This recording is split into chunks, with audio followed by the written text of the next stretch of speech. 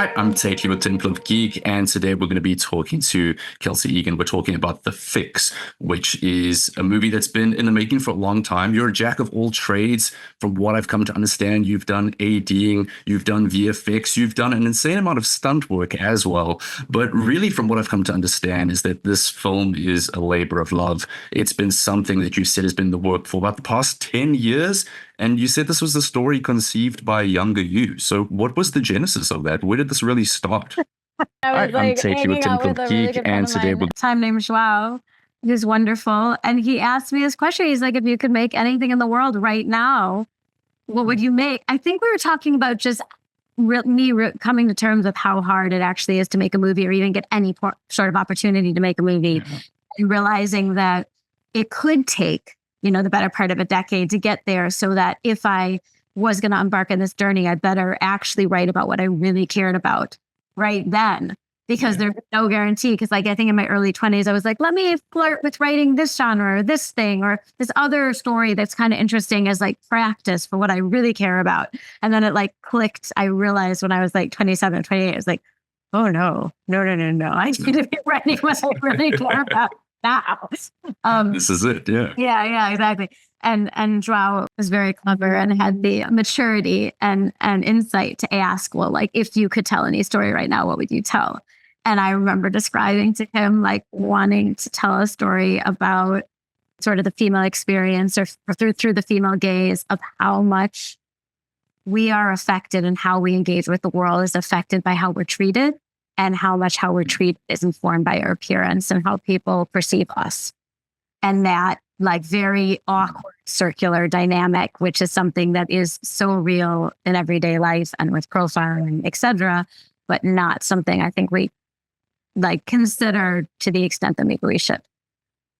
No, absolutely. Yeah. It's such an incredible genesis of that idea to now. And from the time of then to the time of now, you've grown really as an artist doing so much work. And I know you've said before that having the ability to do all the ADing and the stunt work, the VFX, it made you really understand how to facilitate communication between all the departments to really get a project on its feet. What was the difference when it comes to some of your smaller work, some of your smaller short films, to something like Glass House and The Fix? How did that kind of growth really prepare you for something like this? Great question. I think honestly, what makes the most challenging thing about features for me is not having as much time for people that you want. On my shorts, I had more time to connect with everyone. Everyone who was working on the short were people that I brought on board, that I was able to develop and foster a relationship with. And we just had more opportunities to create a dynamic, where in features, I feel terrible about this. I kind of hate this. You have so many people on set with you that you can go an entire day working past someone who's pivotal for the production, but barely have time to do more than wave at them or smile at them, because there's so many people and so many conversations to be had, and you're always constantly prioritizing what is absolutely necessary to make the day and to create the best possible scene in that moment, and how your attention gets divided across those sort of pertinent points at any given time sometimes mean that there's other people you care deeply for and departments you care deeply for that you want to give attention to, and you just can't give the same attention to it. And I think that's for me, that juggling act is something that I love the challenge, and I thrive on the sort of the adrenaline rush of getting to the ball. But I am always sometimes oh, I wish I had more time for this person or this thing, or et cetera, et cetera. No, absolutely. Filmmaking is such a people-orientated industry and practice. So you want to be with everyone. But going back to what you were saying about just the conception of the film, I saw a lot of that with Ella's character as well, the way that she kind of saw, I think she points out that interactions have become very transactional to her. There's always a give or a take. There's always a want and a desire. I think she says to Solomon at some stage, you see your success in me, you don't see me. So I want to know, harkening back to the idea of the collaboration, the people, how did you develop this character alongside Grace? What was the kind of North Star that you knew, if Ella needed to work, this is what I had to get right from the jump? Gotcha. Great question. So Ella is a tricky character because she doesn't start out as being particularly likable or admirable. right? And that's a bit of a dangerous or risky thing to do because you're like, how do I get the buy-in from the audience to actually care about this character and invest in this character when they're clearly going through a lot and not always handling it very well, or other people are getting hurt by the way they're coping with their own trauma. And for me, it's not very authentic to paint pretty pictures of people. Like I tried to do the whole 3-dimensionality and it's much more real, showing the cracks as well as what you get right. In my mind, that's the work or the subject matter that interests me. But getting that balance of like, okay, how do we show these cracks that she has in the way that she's not always coming off very well or coming off the way she would hope to, and still have everyone invest in this character. So we knew we needed a really special actress to get all of those layers. And ironically, and also a massive credit to Grace, she wasn't the actress originally on board the project. We lost that actress about 3 weeks, 2.5 weeks into pre-production, devastatingly due to scheduling mishap with another production. As things go, indie films really lose to the streamers, and it was sort of one of those situations, and it was really, really sad, and everyone was quite devastated. But you pivot and you want to know what's best for the film. So we did this massive casting call out, and we got inundated with responses, but it was a really big ask because we needed someone on a plane within a week, right? So that was it's scary. And we already knew what a specific character type Ella was in the boxes we needed to tick. So when Grace came on our radar and her tape came in, it was like, oh my gosh, the relief. The relief. I remember watching her tape and being like, thank goodness, but also wow. And what's so brilliant about Grace is that she got the character and she understood the trauma, but what she was able to imbue in her performance was a consistent vulnerability. So that even when she was being like harsh or seemingly flippant or like having this very tough exterior, you'd see these moments of vulnerability peek out that we talked about a lot and showing. And she does that beautifully and very organically and very naturally because she's a very sensitive, like beautifully sensitive person. So I think that was something that we were very, very lucky to find in her. And also someone that like, think you can believe that she is this daughter of this insanely famous model that's getting all this attention for her appearance, but truly feels sort of like no one actually cares who she is and doesn't really feel good about herself or anyone because she's not valued for anything of substance. No, absolutely. Yeah. I mean, that's the beautiful thing about this world that you've created. There really is so many dimensions to these characters. They're imperfect, they're quirky, they have their different things to them. I did notice, I wanted to ask you if this was intentional or not, maybe a collaboration or an idea you had with Catherine McIntosh, the costume designer. Were the face masks, were they meant to evoke personality? Was that a deliberate thing? I noticed, Ella has that like gorgeous red mask that's very sleek and stylish at the beginning. Solomon has a very black, simplistic mask. Was that also a through line kind of pinning everyone together? 100%. And we had so many conversations with actually a production designer, Carrie, who designed the masks. And Carrie is just such a absolute legend and a total, like a true sci-fi connoisseur. So passionate. We share that passion for science fiction. And that the red mask was actually one of the very first designs he did that we worked on together years and years before we even actually managed to make the film. Wow. But we had so many conversations about what the different looks would be and what the different masks would be. And then it became a character exercise too, because once we had our beautiful cast, it was sort of a character development exercise where I would speak to each cast member and be like, well, what kind of mask would Gina have? Like I remember talking about it with Robin. Like how would Gina decorate her mask? What would that say about like what message would she want to be putting out into the world with her mask? Like a little bit of like a bit of edge, like cool, but a little bit of fun, but also showing her personality and some like her childhood loves. Like there was a cat theme in there too. Like it was all, it's like all like very much discussed as a very fun exercise. So, and I think like, we're visual, right? So any visual, like the symbol of personality and character is like a joy. No, absolutely. It ties to the idea of adaptation as well in your film. The idea that, even if we had to adapt to a world where we're all wearing these masks, their personality will shine through. It's going to come through in whatever form it is. Yeah, absolutely. I do love the idea. I mean, obviously, the plot and the story revolves around needing these face masks, but often with sci-fi, you really see it's an idea of the far future, reflection of what we think will happen, flying cars, whatever the works will be. But your sci-fi is really grounded in the reality of kind of what obviously we've lived through the past couple of years. Was that a necessary choice to kind of ground it more in the present than in an idealized future? I prefer grounded because I think it resonates harder. Yeah. Like I want to make work that provokes thought and that gets conversations started and makes people consider why our world is the way it is and consider whether or not that is the best possible option and what other directions we could take. And I think grounded science fiction does that in ways that more fantastical or maybe harder to truly not believe, but that feels further away from our Yeah. reality, might not be quite as effective. Um, but there's also, I mean, from a budget point of view, we had to be really smart about the No, world. fair enough. Yeah. So there is a sort of degree of that as well. But I've always loved grounded science fiction and felt like a lot of these worlds felt as real and visceral as our own, and sometimes even more real because they're more outspoken about stuff that in real life we pretend isn't a problem, but really is. But we're like pretty good at expand about certain issues, whereas like sci-fi, you can really put it out there.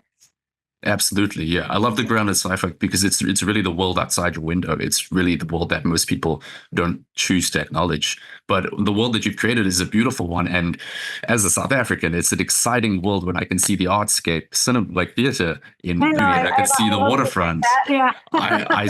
Notice all these things. It's so exciting for me. I think, as a South African, I have such a disconnect when I watch film. So much of it is tied to like a Western American view. I still think of dollars as American money.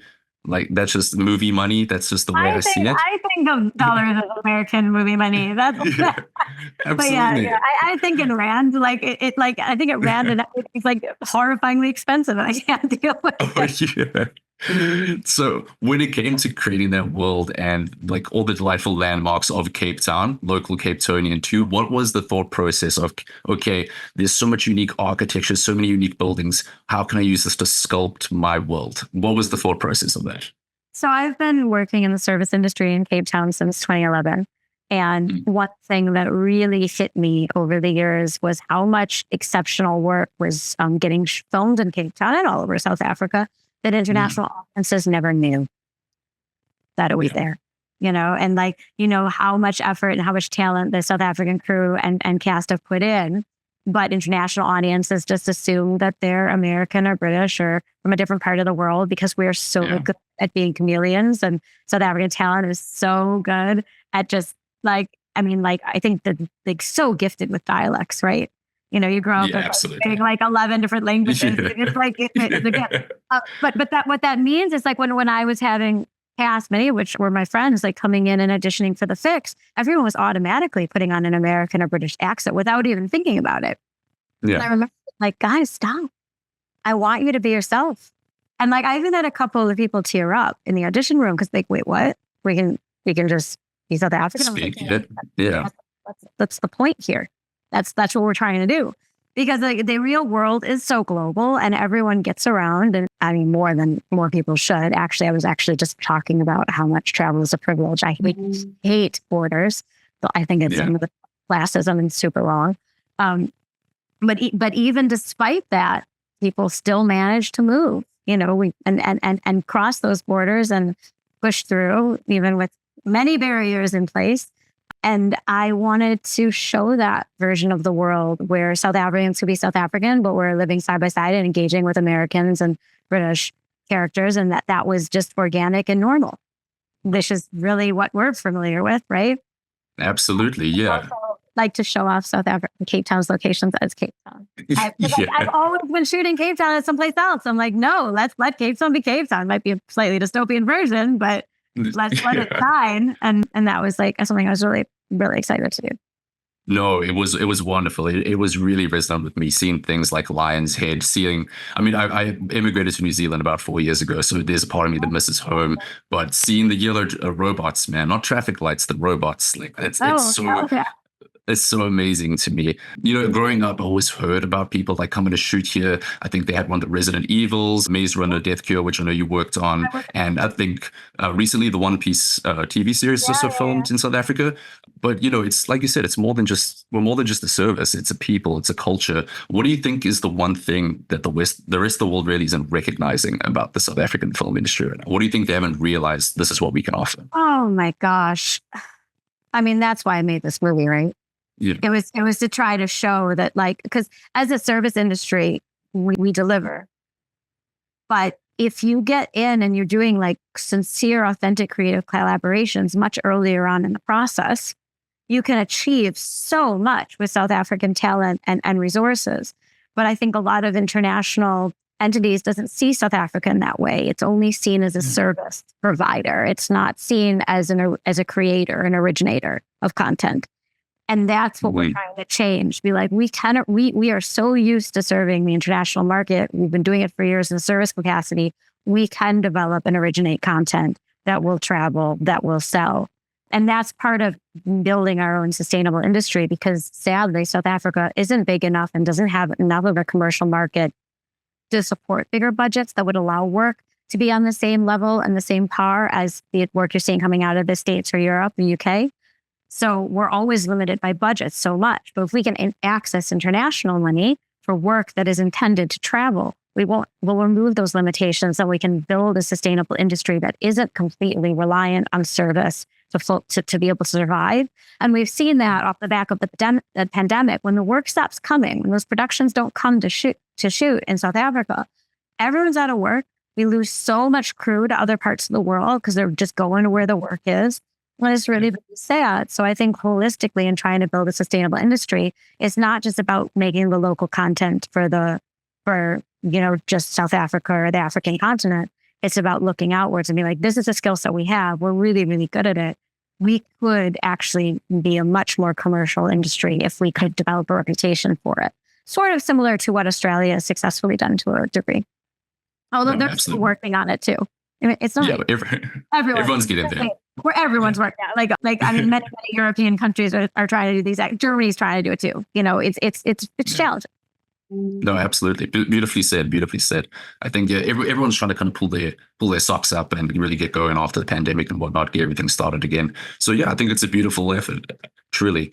We are slowly getting to the end of our interview, so I did want to ask you one more question. This has been delightful, but I wanted to ask, just kind of as a stepping off point, I remember in your News 24 article, you spoke really passionately about how you wanted to break sci-fi kind of out of that little like white male heteronormative box and really see what it should do, push past the boundaries, create nuance, create perspective. I wanted to ask, we've got the fix. This is a brilliant step forward, and I really admire you as a pioneer of this. I wanted to ask if you felt that there was still, are we in that era yet where that is happening and that progress is being made, or does there still need to be a bit of a firecracker to really get people going and to get other creatives going on that?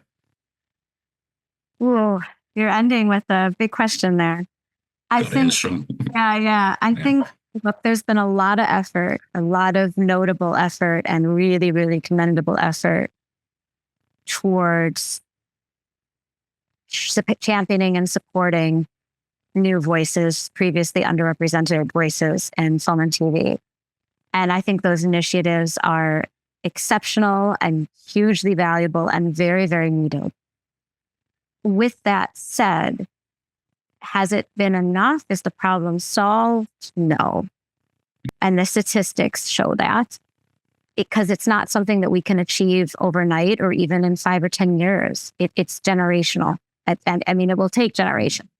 And I think, you see it in the hires, you see it in the stats, but you also see it in the way that people are treated.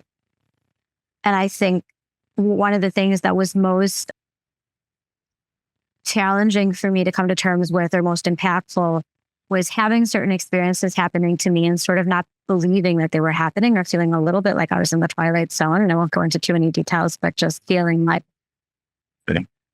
very blown away by how much I would have to justify or explain myself every step of the way, or fight really, really, really hard to advocate for a vision or advocate so hard to do things to maintain a certain quality and explain why that was necessary. And I've worked on many, and I've been in many rooms where that level of explanation and justification isn't necessary. In the rooms where it's not necessary is when the director is a guy. Yeah. Because you say, this is how it's going to be. And everyone's like, okay. And I thought that would apply once you had that title. But no, it doesn't apply. You have just by virtue of the title. It applies by virtue of the respect that you're given, but that you are in that role. And if just and all respect must be earned, like you must win your crew, you must show that you have a vision and you know how to set forth and achieve it. But if you've done that and you've shown that and you're still getting questioned and challenged every step of the way, it is very exhausting. And it ends up meaning that you have to put a lot more time and effort in everything. It's like Sisyphusian, like the rock up the hill. Everything just feels, you have to put, like I've learned, you just learn tactics and tricks to always have X number of experts backing you up in anything you want to do. But if you imagine how liberating it must be to not have to do that, not have to spend all that extra time and effort explaining and justifying why something is the right choice for the film or why it's best for the film. Sometimes when it's just like very, very technical or just based on years of experience, where it's like, well, I know this because of all of this stuff that I've done, but does that not count for anything? So I think that's something that's been difficult. And sometimes I thought it was just me. And then you're like, what's wrong with me? Am I just like, am I going mad? But then I have this really wonderful supportive group of other female directors who've done incredible films, are hugely talented. And we go to dinners and we go and we round table and they have the exact same stories and we cry because it's like the stories are all the same. And it's mind blowing. They're all the same. But it's all so nuanced. And so like, you can't call out microaggressions. You can't call out stuff when it's so passive and so subtle and guised by really true concern for the project of maybe she doesn't know what's best, or she's just being a cheeky director, or like, is this necessary for it to be good? It's like, but also it's like, why make something if you're not fighting for it to be brilliant? Why do it at all if you're not? The director's job is to push for it to be the best possible thing. But I watch men push or have like insane attention to detail and be talked about as auteurs and geniuses. But when a woman has those same exact personality traits, she's difficult, she's unreasonable. It's all negative things. So, but I will say that's not everyone. And I've worked with incredible, beautiful, talented cast and crew who have never that like any form of identity politics do not apply. And it's all about the work. And you identify those people and you just want to work with them. And you're just so grateful that they exist. Because then you can really focus on what matters, which is about creating something spectacular that everyone's really excited about. Absolutely. I think that's the call to action for everyone to kind of embrace that kind of inclusiveness, and for audiences to also just embrace diverse content and diverse stories and to go out and seek it.